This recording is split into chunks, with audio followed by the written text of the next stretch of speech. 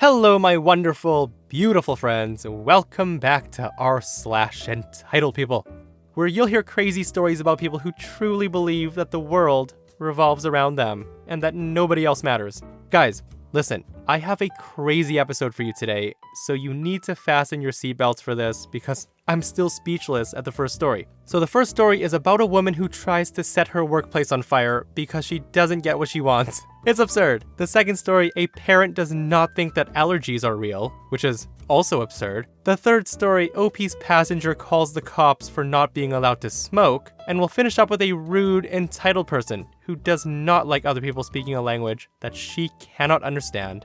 Guys, take a deep breath because we're diving in. Oh, and hit that subscribe button for future Entitled People stories. So I used to work for a large store chain many years ago. I won't say the name, but it sells a bit of everything and the company started in Arkansas. So my workplace is one that has big Black Friday sales. For working Black Friday, we basically get a one-time use coupon for a very heavy discount on anything we can add to our normal employee discount. It only lasts a few weeks before expiring, so you have to use it quick. I only worked there for one holiday season, so I only went through one Black Friday, but it was a nightmare. I definitely earned that coupon. I don't remember what I used it for, but that's beside the point. So a few weeks after Black Friday, and about a week after the coupons expired, I come into work for my shift. During our lunch break, I hear some of my coworkers talking about somebody being crazy. I asked them what they were talking about, and this is what they told me. I'm trying to write it down as best as I can remember, so not all the details may be accurate. So, one of the employees that had worked on Black Friday had apparently forgotten that the Black Friday coupons we got had an expiration date. Apparently, the day before, she had decided to try to make a really big purchase using the coupon, and our cashier said it expired. She lost her mind, screaming at the cashier and demanding that they take it. She said she worked for it and it was their duty to accept it, and that she would not have worked a Black Friday if it were not for the coupon. Several managers, including the store manager, had to come and deal with her, and eventually, she was escorted off the property. She wasn't fired for the outburst, but received some disciplinary action. Well, apparently she snapped at the managers daring to refuse her, because the next day, maybe 12 hours after she tried to use the coupon, she returned to the store and, I'm not kidding here, with a knife, a shotgun, a blowtorch, intent on killing a manager and her coworkers and setting the building on fire. She somehow dropped her knife on the way in, and when she got into the store, her gun jammed. She left with just the blowtorch and started to try to set the mat in the entrance on fire. She was quickly tackled by security and restrained until police arrived and she was arrested. She was, of course, fired and faced some pretty heavy charges. I don't remember the charges. All I remember is seeing her mugshot online with her in a straitjacket.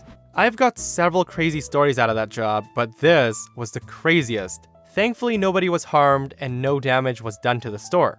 Guys, what in the world? So, not only did she completely forget about the expiration date, it sounds to me like she forgot her mind as well, as she's completely lost it. Holy crap-oly. All this over a discount.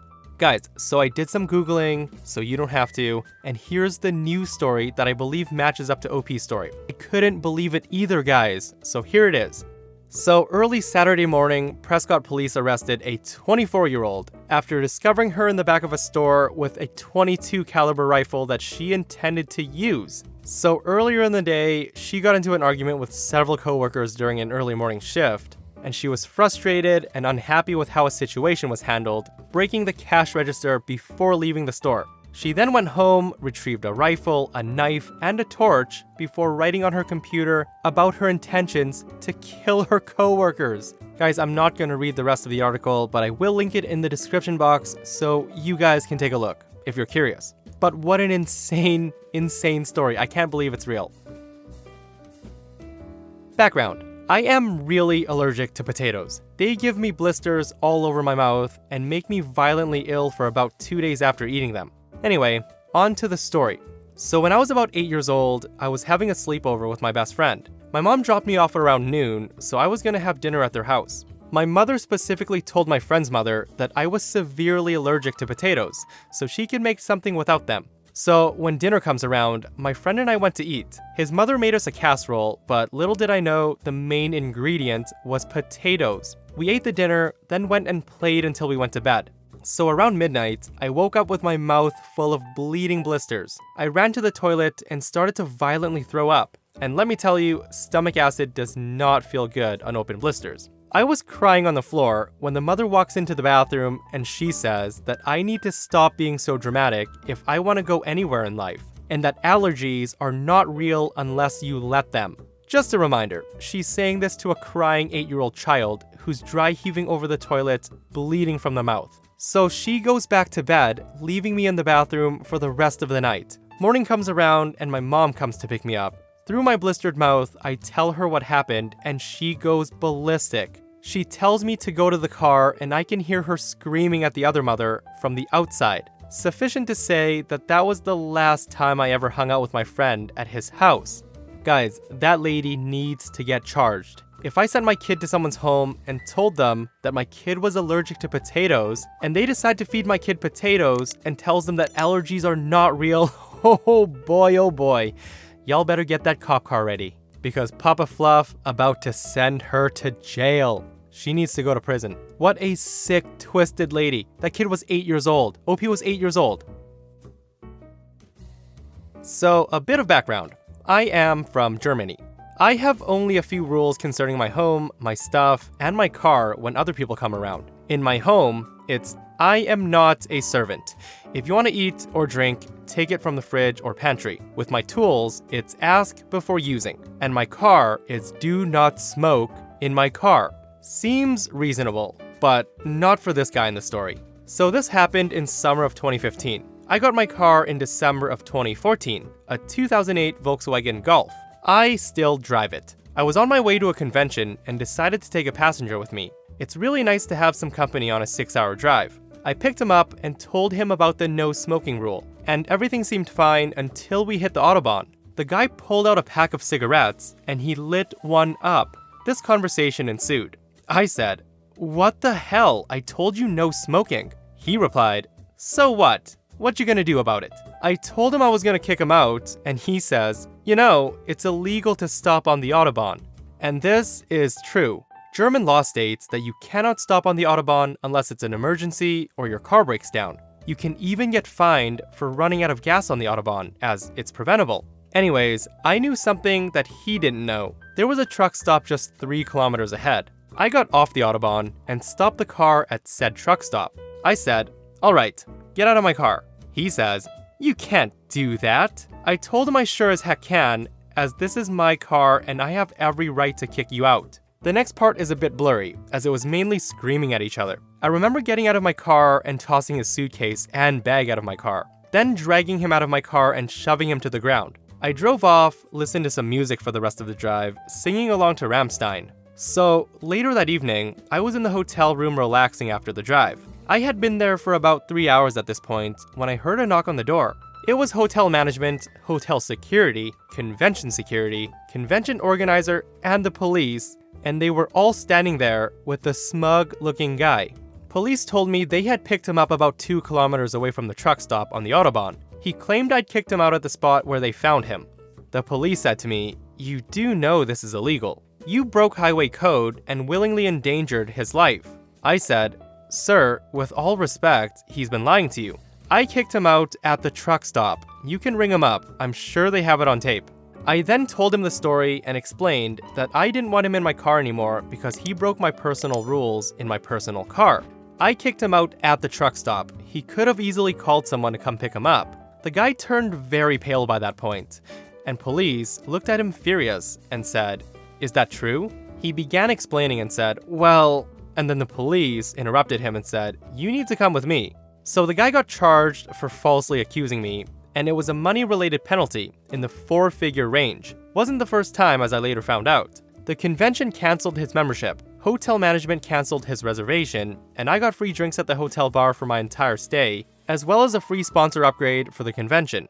Guys, it's pretty disrespectful to light up a smoke inside someone's car and then argue about why you should be allowed to smoke in their vehicle. So, my friends, let me ask you a quick question. How do you feel about people putting their feet up on your dash while you're driving? Is that also a no or a yes? I personally think it's as bad as lighting up a cigarette in someone's car. You don't just take off your shoes and like kick your feet up on someone's dash. I feel that's pretty disrespectful too. So I worked as a cinema technician for quite a few years, and I've had my run-ins with entitled parents. Corona has given me ample time to reflect on those meetings, and here's one of them. So in the summer, my country gets quite a lot of tourists, especially American ones. They're often visiting to see where their family comes from, and that sort of stuff, and they're generally nice, most of them. But not this Karen. She was different.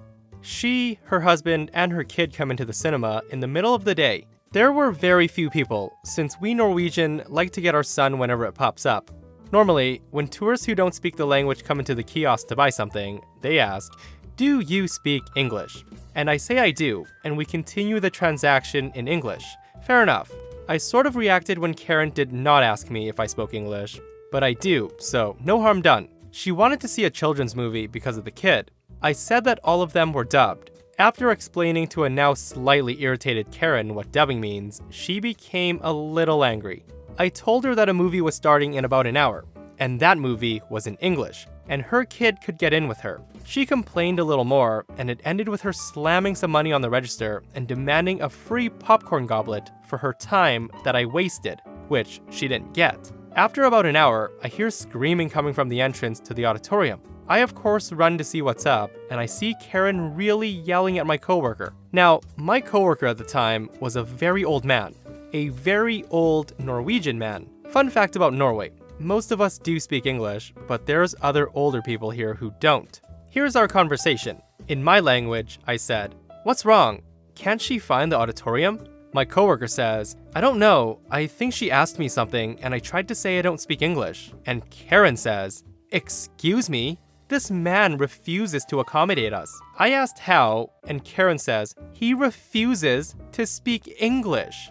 I told her that he doesn't speak English and he speaks Norwegian, and Karen says, "How can he not speak English? This is terrible customer service and he's scaring my child." I said, "I'm sorry, but you are in Norway, and a part of the population doesn't." "I demand to speak to your manager." "I'm sorry, but that won't be possible." Karen asked, "Why not?"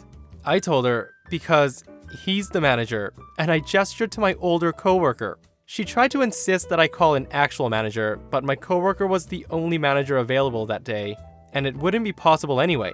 So she and the entitled kid went to see their movie. And after the movie, they came to the kiosk and demanded a refund because the subtitles were in the way. She was easily my weirdest and rudest American. Oh, Karen. Starting trouble in a country that she's not from. I'm not surprised. My friends, and that is another episode of r/Entitled People. Guys, if you missed the last episode of Entitled People, a Karen tries to touch someone's hair and hilarity ensues. Check it out if you haven't, and I'll see you guys in the next one. I love you, and I really mean it.